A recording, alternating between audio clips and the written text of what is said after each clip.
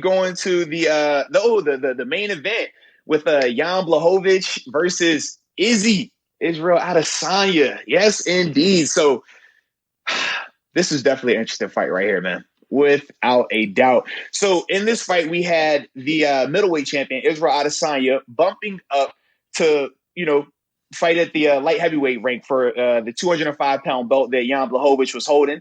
And dude, this was one of those ones. And now this is similar to what we could potentially see when you talk about some of these smaller women fighters having to bump up to fight Amanda Nunes, right? So this is what Israel Adesanya was doing. He was bumping up in weight. And I liked it. I like the fact that he didn't gain a lot of weight. He stuck with his speed element of it. But to me, I just felt like it was weird watching him. At times, he looked like he was a little bit too hesitant, right? But then at times, it looked like he got a little sloppy. And then the big flaw, the big thing that was exposed in his game was his lack of ground game. Man, we've seen him be very dynamic when he's on his feet. Knockout power, spectacular finishes, can kick with anybody. But we've never really seen him have to defend on the ground. Now, he's had a great takedown defense up until this fight.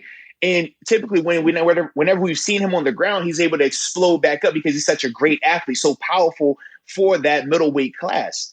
But it was different seeing him at light heavyweight where he wasn't the stronger man. He wasn't the naturally bigger man. And we saw him for 2 rounds literally not be able to get up off the mat. That's an issue. But you run into that when you fight these bigger fighters, man. Now, this actually is maybe a similar situation to what we were dealing with the first fight, where there was a window, from what I was reading, that Adesanya could have fought Jon Jones. And that would have been the much bigger fight, way more hyped fight. What would have had to happen? What would have had to take place for that to happen? And do you think it was a bad idea for that fight not to be taking place? Because now I don't think it's happening, right?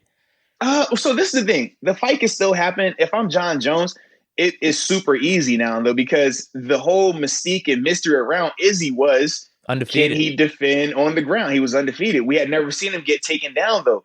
Jon Jones is an all-American wrestler, elite level ground, black belt in Brazilian Jiu-Jitsu.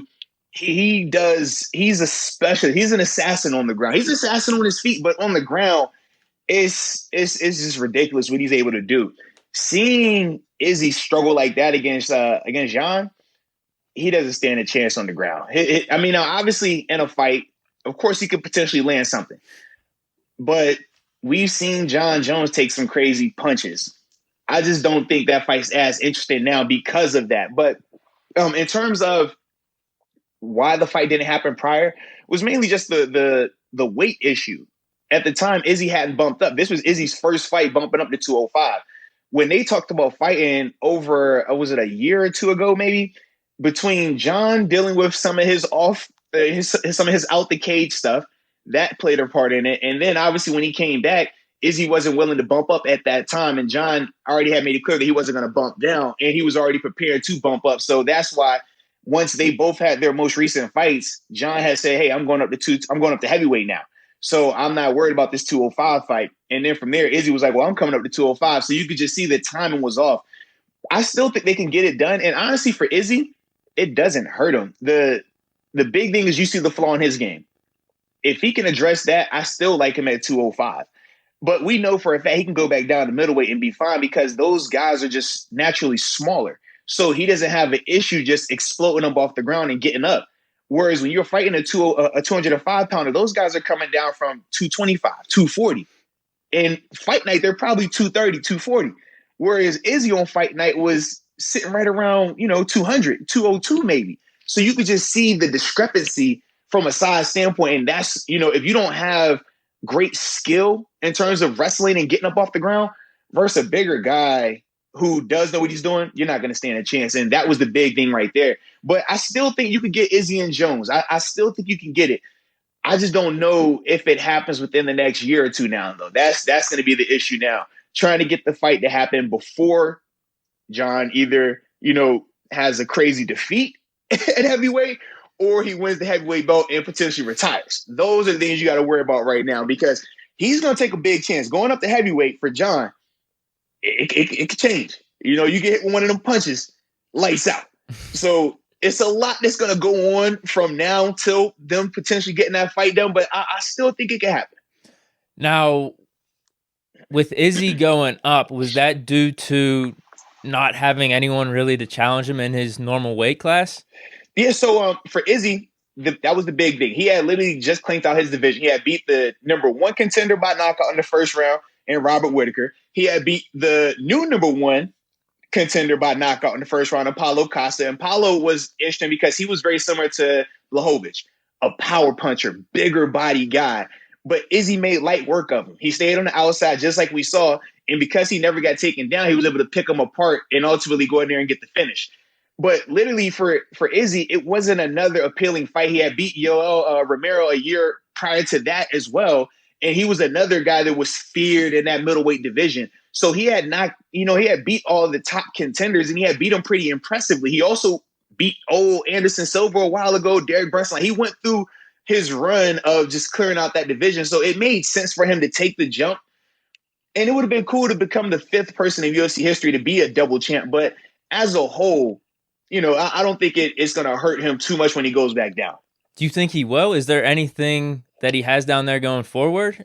Well, yeah, because he still has his belt. So he does. He said that he does want to defend his belt at middleweight, but he also said he wants to bump back up and fight at 205 again. Okay. So it's going to be. He's trying to make it similar to what Amanda Nunes is doing in terms of fighting in both classes, defending belts in both classes. We'll see if he can maintain it because it's hard when you're fluctuating your weight like that. It can be very difficult. So he's going to have to be very cautious with that. But if he can, it'll be cool to see somebody from the guy's side starting to bounce back and forth like that and still be successful while doing it. It's kind of cool the way you're talking. Whenever someone gets a loss like this, it's not looked down upon just because the challenge that's in play where you're fluctuating between weights. And I mean, you're kind of going into this with a little bit of a disadvantage. I know he was favored in this, but you're going into another person's weight class. Yeah, he was favored from an odd standpoint because he was the fan favorite. And when you break down the fight, you could see on paper what would make you like Izzy in this fight. But at the same time, Blachowicz has been doing his thing. The Polish power is real. He's been cracking heads. Like, that's what he's been doing. And we haven't had to see him, use his ground game to that extent. But he's very dynamic in his own right. He's very underrated. A lot of people overlook him. And that's why after the fight, he said, look, put some respect on my name. Throughout the fight, they're talking about Izzy. Izzy's outlanding him. Izzy looks good. Izzy looks that. And they pull up the stats, and it wasn't close. Blachowicz was dominating this guy. It wasn't close. But you could just see because he's a fan favorite, that's part of the reason why. He got that type of hype around him. But Blachowicz is a beast, man. Blachowicz, he's a guy that definitely should be respected. But going back to the whole how we view losses, in UFC, it's almost like you reward the guy for taking the chance versus docking him for getting the loss, if that makes sense. Whereas if you're talking football and basketball, that one loss, it kind of stands out a little bit more. It's not a moral victory. It's all it is memes and people making fun of teams and players. Right. It's way different how losses are viewed in team sports versus in UFC. It's like, even because it's even different than boxing. Boxing, you get a loss, people look at it like, whoa, it's over for this guy. In UFC, you can lose and come right back. Think about Conor. You said it yourself. He's the sixth guy right now, and he's coming off of, he got beat. He got beat bad, right? Yeah, he's not looking too good. But he still has that allure around him because he's one spectacular performance away from going right back to being the megastar that he truly is. That's the thing with UFC, because you're fighting so frequently, because how difficult it is. Yeah, like, unless you go out there and just get absolutely steamrolled, we're not really going to, dock you like that. Now, Megan Anderson, for example, it's a little dicey for her because we're like, hey, you got put in front of a beast, a flat out beast. But at the same time, your performance was very underwhelming. Yeah. So for her, it could hurt her some, right?